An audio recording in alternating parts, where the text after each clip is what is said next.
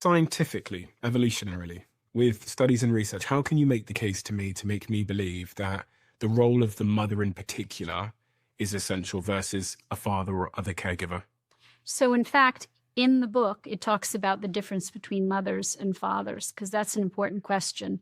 And the reason I wrote about mothers is not because fathers are unimportant, but fathers are important in a different way. So there's a whole debate in society about this kind of idea of gender neutrality, that mothers and fathers are interchangeable. But actually, from an evolutionary perspective, as mammals, they're not interchangeable. They serve different functions.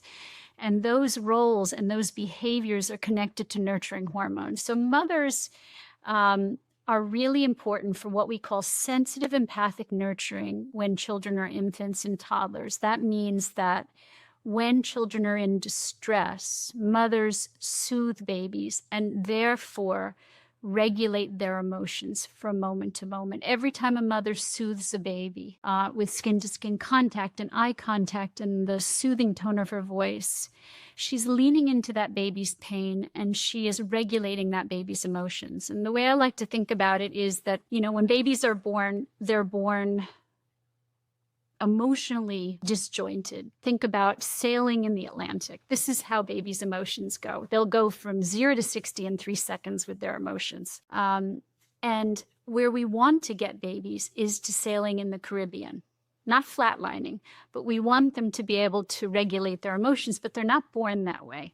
And so mothers, because they soothe the baby from moment to moment, when they're physically and emotionally present enough in the first 3 years, they help a baby to learn how to regulate their emotions. So by 3 years of age, 85% of the right brain is developed.